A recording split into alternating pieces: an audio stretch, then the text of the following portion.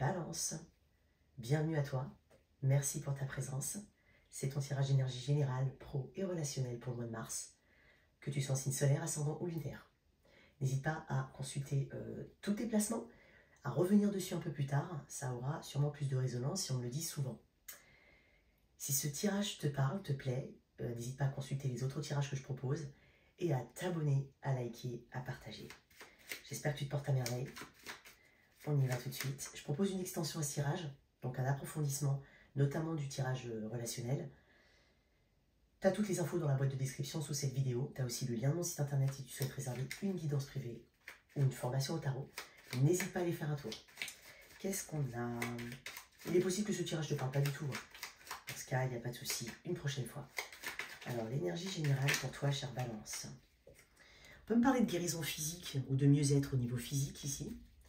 Alors, on va voir un petit peu ce qui va t'accompagner. Ok, le 4 de Pentacle. Ok. Avec le 4 de Pentacle, je sens une forme de discrétion ici. Peut-être par rapport à certains projets que tu souhaites mettre en place. Par rapport à une personne, éventuellement. Une forme de discrétion. C'est une carte qui parle de se protéger. Donc, tu ne feras pas n'importe quoi, n'importe comment. Tu ne te dévoileras pas de manière anticipée. C'est comme si tu me disais, quand j'aurai, je dirai. Il y a un peu de ça. C'est une période où tu vas prendre conscience aussi qu'il faut économiser ton énergie par rapport à une situation en particulier ou d'un point de vue général. Le 4 de Pentacle, c'est une carte de stabilité financière. Donc tu chercheras à stabiliser tes finances, à t'organiser au mieux, à optimiser en tout cas au mieux ta vie. C'est pas forcément le côté éparpiller des choses, c'est plutôt, il y a une expression en anglais qui dit ça, mais en gros c'est pas forcément travailler plus, mais travailler plus intelligemment. Donc pour ceux qui la connaissent, n'hésitez pas à la mettre dans les commentaires. Donc il s'agira ici de faire preuve de perspicacité. Il y a aussi une attitude vis-à-vis d'une situation ou d'une personne, comme je l'ai dit tout à l'heure, qui est plutôt à l'étude. Tu étudies quelque chose, tu cherches l'ancrage, tu cherches la stabilité, tu essayes de voir si tu peux. Ça peut être une situation actuelle comme une situation à venir. Mais tu protèges tes acquis, tu protèges ce que tu as durement acquis jusqu'à présent. Il n'est pas question pour toi de laisser tomber les choses que tu as, voilà, pour lesquelles tu as travaillé. Il s'agira de faire justement un petit point hein, ce mois-ci pour voir où est-ce que tu pourrais améliorer les choses et comment tu pourrais le faire. Mais tu ne te précipites pas, c'est pas du tout ce que je ressens. Qu'est-ce que tu laisses derrière toi? Il peut y avoir besoin de faire des économies ou de faire attention à ses dépenses. Ce que tu laisses derrière toi ou l'énergie d'où tu viens. Oui, on est sur le 8 d'épée. Ouais. On est sur certains blocages, certaines choses qui se révèlent peut-être ne pas être, ne pas tenir leurs promesses ou ne pas être aussi idéales que tu ne le penses. Le 8 d'épée, c'est une carte d'interférence. C'est une carte où il y a peut-être eu beaucoup d'observation de ta part et donc de mentalisation de certaines choses. J'ai le mental ici, j'ai peut-être une communication ou des communications particulières qui t'ont amené à ce 4 de denier. C'est-à-dire, pour l'instant, c'est comme si tu laissais une situation se dérouler tout en l'observant de manière très alors discrète, certes, mais très analytique. Je pense que tu donnes de la valeur quand même aux choses et tu as besoin de savoir si en retour tu peux obtenir justement cette valeur et cet ancrage.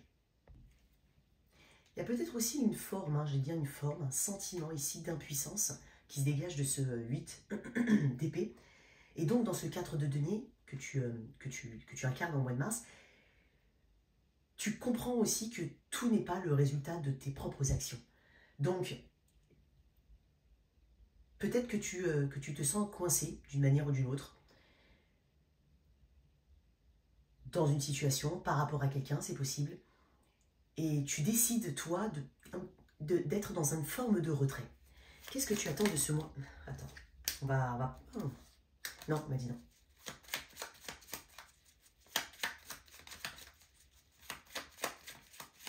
Et plutôt que d'accorder toute l'importance qui n'est peut-être pas due à cette ou ces situations, tu décides de te préserver. Qu'est-ce que tu attends de ce mois de mars, toi? Le valet de denier, ok. Des promesses, des certitudes. Il est possible que tu attendes une réponse au niveau professionnel, que tu attendes une rentrée d'argent, c'est possible. Quoi qu'il en soit, tu attends de nouvelles opportunités. Mais pour moi, tu as mis en place certaines choses. Je l'ai dit tout à l'heure, il y a quelque chose qui va porter ses fruits. Je ne sais plus ce que j'ai dit ou comme je l'ai dit, mais il y a cette dynamique-là. Tu attends de ce mois, en fait, de te découvrir un peu plus, ou de découvrir un peu plus quelque chose, afin de savoir s'il y a une forme de potentiel, s'il y a une sincérité. Il y a aussi une ouverture d'esprit chez toi, et une volonté quand même de quelque chose de nouveau, ou de quelque chose qui est renouvelé. Peut-être apporter des éléments nouveaux, afin de redonner un second souffle à une situation, ou quelque chose de totalement nouveau. Et tu vas te donner les moyens. Tu vas quand même t'efforcer hein, de comprendre, de t'approprier peut-être de nouvelles compétences ou de nouvelles connaissances pour justement ne pas rester dans ce cadre de denier, pour le faire évoluer quoi qu'il en soit. Tu es peut-être attiré par quelque chose de nouveau, un nouveau métier, une nouvelle situation, quoi qu'il en soit. Donc, tu as de nouvelles idées et tu as envie de les mettre en place. Tu as envie d'aller à la réalisation des choses, mais tu as besoin de savoir où tu mets les pieds avant. Quoi qu'il en soit, tu attends de ce mois plus de stabilité. Il y a pas mal de réflexions ici, beaucoup de réflexions, quoi qu'il en soit, et puis surtout, c'est jauger les difficultés, essayer de les anticiper, essayer d'avoir une vision au moins à moyen terme, voire même un plus long terme, pour ne pas te lancer dans n'importe quoi. Le valet d'épée, il est rarement seul, il est souvent actif et sociable. Donc il est possible que tu attendes aussi de nouveaux contacts. Ou que tu t'ouvres à de nouvelles personnes. Alors, qu'est-ce qui pourrait te challenger? Le 9 d'épée. Ouais, tu vois, tu as le 8 d'épée. Et ce qui pourrait te challenger, c'est l'escalade, en tout cas, des peurs. L'escalade, en fait, encore le sentiment d'être coincé, une répétition aussi des choses, peut-être la culpabilité de ne pas faire ou de faire quelque chose, ou cette culpabilité qu'on a de se dire oh, « je me suis encore trompé ». Il peut y avoir ça avec ce 9 d'épée. C'est quand même une carte d'anxiété, peut-être que tu es naturellement anxieux ou qu'il y a vraiment quelque chose qui peut vite prendre le contrôle en fait, qui peut vite prendre le contrôle de ton esprit, et donc tu te connais et tu sais en fait si le mental il commence à trop surchauffer, tu vas être dans une forme d'indécision perpétuelle et ça va t'empêcher d'avancer. Donc ça peut être aussi au niveau de la communication, peut-être tu vois, c'est un petit peu comme quelqu'un qui balbutie, c'est quelqu'un qui ne trouve pas ses mots, c'est quelqu'un qui ne sait pas interpréter aussi ce qui se dit, ce qu'il entend. Donc, il y a un petit peu de tout ça autour de toi. Bon, on va voir quel est le conseil. Ah, oh, le valet d'épée à l'envers. Ah, c'est étonnant. Tu as des énergies assez jeunes, entre guillemets. On est sur des valets, on est sur des 4, donc ça peut représenter une forme un sentiment en tout cas de fragilité. Bon, tu as quand même cette envie, hein, justement, d'aller sur quelque chose de plus sincère, plus ancré, ou en tout cas de plus prometteur. Mais ce qu'on te conseille, c'est le valet d'épée à l'envers. Alors, déjà, de ne pas s'avancer si tu ne sais pas. Ça, c'est une carte de communication, c'est une carte de curiosité. Ce qu'on te conseille, c'est d'être bien curieux, justement, et de ne pas croire ce qu'on te dit. Oui, t'inquiète pas, alors pour faire je te dis une bêtise, juste, pour faire ce métier-là, il va falloir que tu passes par là, il faut que tu frappes à cette porte-là. Mais si tu ne vas pas vérifier par toi-même, là, on t'invite à être, effectivement, à ne pas prendre pour acquis ce qu'on peut te dire, vérifier par toi-même, ne pas être sensible à tout ce qui peut être de l'ordre des rumeurs, de l'ordre des potins, par exemple.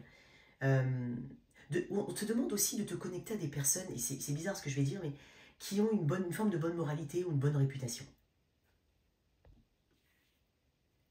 Au niveau des actions, on t'invite ici à avoir une cohérence entre ce que tu dis et ce que tu fais. On peut aussi parler de dispersion d'énergie, de s'éparpiller un petit peu partout, d'un manque d'organisation. Donc on te conseille justement de ne pas aller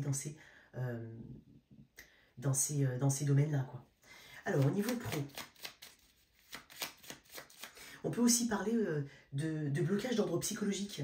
Tu vois, effectivement, je t'ai dit que l'obstacle, ça peut être justement le retour peut-être à une trop forte mentalisation qui te dessert. Et en fait, c'est possible avec ça que tu réfléchisses trop, que tu ne saches pas trop comment mener les actions, donc un manque d'organisation. On t'invite quand même, alors essaye au maximum en fait d'avoir une ou deux façons de voir les choses, deux idées différentes, ne t'éparpille pas dans une multitude, parce que tu auras peut-être l'impression d'avoir beaucoup de choix en te disant ça, ou tiens, je vais faire ça, comme ça, comme ça, comme ça, comme ça. En fin de compte, tu vas te perdre. Et peut-être qu'au final, tu ne feras rien. Donc, voilà, il peut y avoir des énergies assez jeunes et fraîches, en fait, hein, assez d'apprentissage ici. Je pense qu'il est important d'apprendre des leçons du passé, de tes leçons, de tes expériences passées, pour justement pouvoir t'appuyer dessus pour faire les choses au mieux. Au niveau pro, qu'est-ce qui pourrait te bloquer? J'ai l'ermite. Ok. Ici, c'est dingue parce que tu vois, on parlait de nouvelles connaissances, de s'ouvrir à de nouvelles personnes et tout. Et l'ermite, ça peut être justement ce côté très solitaire, très renfermé. Ça peut être aussi l'impression, j'ai bien dit l'impression, d'un manque de connaissances. Il y a besoin de réflexion ici. Il y a vraiment besoin. C'est pour ça que, en fait, ça revient à ce que je t'ai dit dans le conseil.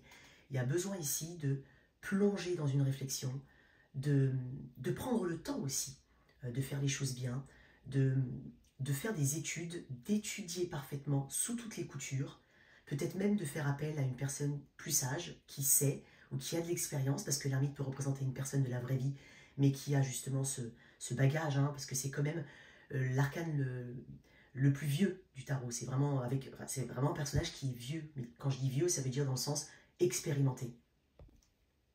Donc ne te renferme pas avec des questionnements. Essaye justement de t'ouvrir à d'autres personnes pour trouver certaines réponses. Il peut y avoir une phase de repli sur soi, un sentiment de solitude ici, peut-être le sentiment de se sentir peu aidé, pas aidé, peu visible dans un groupe, à l'écart d'un groupe, pas forcément bien intégré. Il peut y avoir aussi une inertie, c'est-à-dire un manque d'action. Tu vois, ça reprend un petit peu ce qu'on a dit tout à l'heure, parce que l'ermite, c'est celui qui n'est pas forcément dans l'action, il est plutôt dans une forme de passivité, en attendant que les choses se tassent. Mais ça, oui, ça peut marcher dans un temps, mais l'ermite est une carte qui parle de durée. Donc, il ne faut pas que ça dure trop longtemps ici. Donc, se donner un temps de réflexion, c'est une chose, mais être dans l'inertie, voire la procrastination, c'est une autre chose. Donc, il faut que tu mobilises ta force, que ce soit pour une recherche d'emploi, que ce soit pour développer ton activité.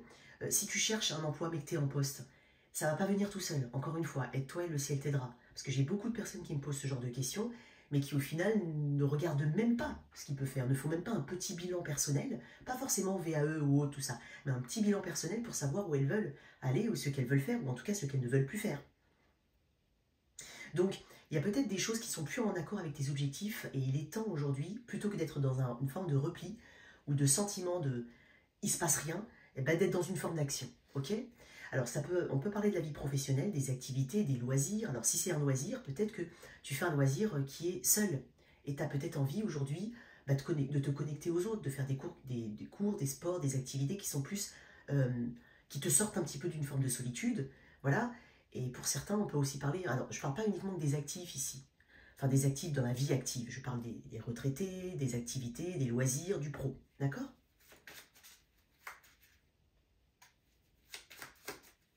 Et rien n'est immuable, il n'y a pas de fatalité ici. Tu peux changer les choses. Il peut y avoir aussi des choses qui mettent du temps. Et tu te dis, si ça met du temps, c'est mauvais, c'est foutu.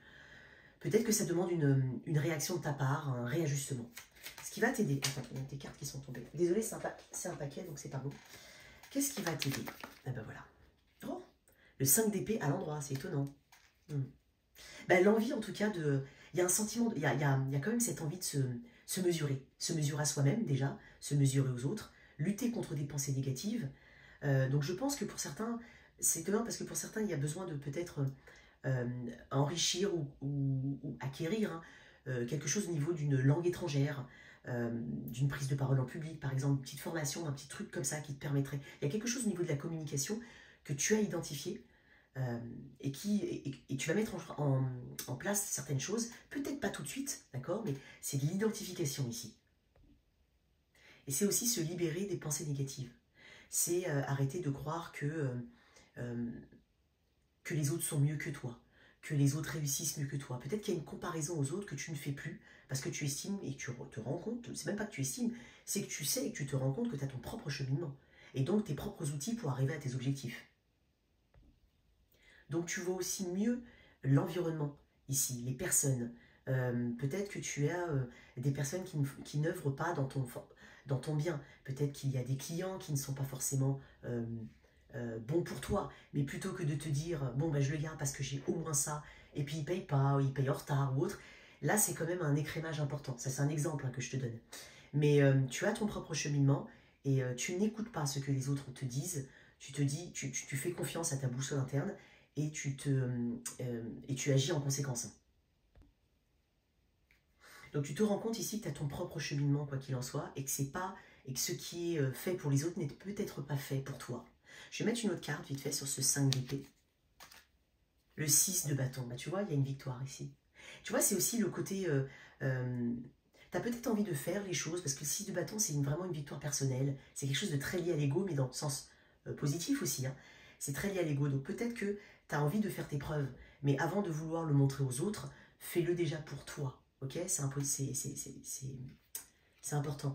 Il peut y avoir aussi une volonté coûte que coûte d'avoir un résultat particulier. Mais bon, toi, tu as peut-être un cheminement, encore une fois, qui t'est propre. Donc, il ne s'agira pas maintenant de chercher l'approbation de l'autre ou des autres. Il s'agira de faire aussi quelque chose qui te plaît ou comme tu veux le faire selon ta méthode ou tes méthodes. Ok. Alors, au niveau relationnel, on va mettre ça comme ça. On va développer un peu dans l'extension. Alors, au niveau relationnel, on va mettre ta personne ici, toi là, en termes d'énergie actuelle au moment où tu regardes la vidéo. L'évolution dans le mois qui suit la lecture de cette vidéo. Sens-toi libre d'inverser. On est sur un tirage relationnel avant tout, donc c'est pas forcément sentimental. Cette personne, face à toi, son énergie. Le 7 d'épée, ok. Il y a une forme de fuite ici. Hein. Ça peut être quelqu'un qui ne traite pas les soucis, qui ne veut pas les traiter, qui ne veut pas communiquer, ou alors qui, quand elle communique, essaye de noyer le poisson, Il y a une forme de ruse ici. Ça peut être quelqu'un qui fuit, clairement. Soit ses responsabilités, soit la communication, soit qui fuit tout court, ta présence. Toi, l'as de coupe. Bon, toi, tu as quand même tu portes en toi quand même une guérison. Tu as des sentiments à exprimer, toi. Tu as envie de les exprimer à cette personne. Mais j'ai l'impression que ça peut être compliqué avec un 7 d'épée en face. Soit tu as l'impression que cette personne ne dit pas la vérité, qu'elle passe à côté, tu vois, qu'elle va à côté. Il n'y a pas de franchise ici, j'ai l'impression. Peut-être que tu as envie de faire comprendre quelque chose à quelqu'un, mais peut-être pour elle-même, pas forcément par rapport à toi et à elle, par rapport à vous deux. Tu as des sentiments pour cette personne. Et tu connais et tu sais l'importance d'une connexion, en tout cas à ses émotions, et d'une fluidité. Toi, tu es dans une fluidité des émotions. Tu es peut-être dans cette énergie de renouvellement. Tu te demandes si c'est encore possible avec cette personne, tout court, ou si justement cette discussion ou ce projet est encore possible. Je vais mettre une autre carte avec le 7 d'épée, parce que c'est toujours complexe le 7 d'épée dans un tirage relationnel. Tu as peut-être aussi... c'est pas que tu as moins d'attentes, mais tes attentes sont différentes vis-à-vis de cette personne. Elles sont plus matures, je pense. 7 d'épée et le pape. Ok. Il y a une fuite d'engagement peut-être. Hein. Tu es peut-être aussi en guérison par rapport à quelque chose que tu souhaitais vraiment. Ça peut être, alors pour certains, il peut y avoir un triangle amoureux, il peut y avoir une situation de différence énorme entre vous deux, de distance, peu importe, il y a une énergie tierce. Et quand je dis énergie tierce, c'est pas forcément une personne. Ok. Mais il peut y avoir... tu peux être dans une guérison, clairement, tourner vers l'avenir. Et on peut parler de réminiscence du passé avec cette personne. Tu penses à cette personne, tu penses à ce qui aurait pu, peut-être, c'est possible, mais de manière beaucoup plus posée, beaucoup plus guérie. Tu n'es pas forcément dans une attente, c'est pas ce que je ressens. Cette personne, elle n'a peut-être pas tenu une parole, c'est possible, ou elle n'a peut-être pas fait certains efforts. Après, tu peux aussi être avec cette personne, hein, clairement. Donc, il y a une différence dans sa façon de s'engager. Mais toi, tu es au clair avec toi-même et envers tes sentiments. Tu sais que de toute façon, tu as passé un cap et que tu te tournes de toute façon, comme j'ai dit, vers le futur. Ok, on va développer dans l'extension. Hein. Énergie taureau peut-être en face. C'est comme si tu veux ou tu as voulu guider cette personne vers un cheminement, vers une élévation spirituelle. Mais que cette personne ne l'a pas forcément...